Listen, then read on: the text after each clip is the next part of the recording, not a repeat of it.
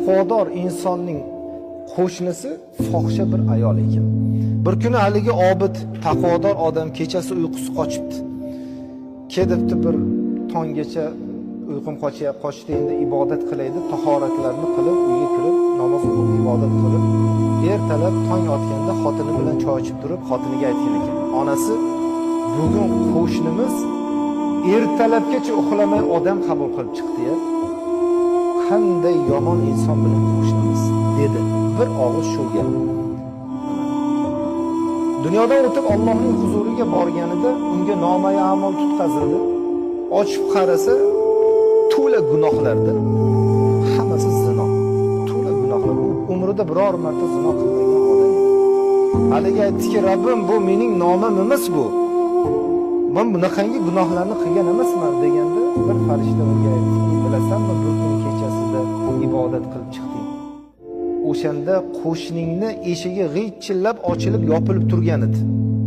Sen uni odamlarni qabul qilyapti, bu fohisha, buzuq deb o'ylading. Shu kuni u hech kimni qabul qilmagan edi. Shamol bo'lib eshigi ochilib yopilib turgan edi. Va Alloh taolo uni qilgan g'iybating uchun hamma gunohini olib senga, seni hamma savobingni olib unga berdi." Bu nimadan keldi unga? Qaysi qilgan ishi uchun keldi? Bir og'izgina aytgan tilidan kelgan so'zidan keldi. Tilning toyilishi, ya'ni insonni og'zidan chiqayotgan bu so'z bir puftay chiqadi, ketadi, birov e'tibor qildi, qilmadi, ammo lekin tilning toyilishiga beriladigan jazo ham shunaqa buyuk bo'lar ekan, ulug' bo'lar ekan. Shu taqvodorning holiga tushib qolmasligimiz uchun albatta siz bilan biz tilimizga juda e'tiborli bo'lishimiz kerak bo'ladi. Yana tilning ahamiyati shunchalikki, bir og'iz so'zimiz bilan oila tuziladi va bir og'iz so'zimiz bilan oila buziladi.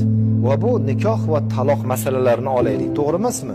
Bir og'iz o'sha domilla qabul qildingmi desa, qabul qildim degan so'z bilan turmush quriladi va bir og'iz o'sha yomon so'z bilan esa turmush buziladi.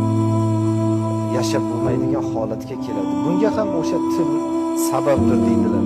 Yana tilimizdan chiqadigan so'zlar bizni musulmon qiladi.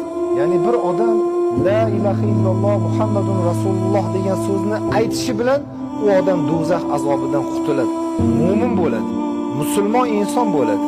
Va shu narsani aytmaslik bilan inson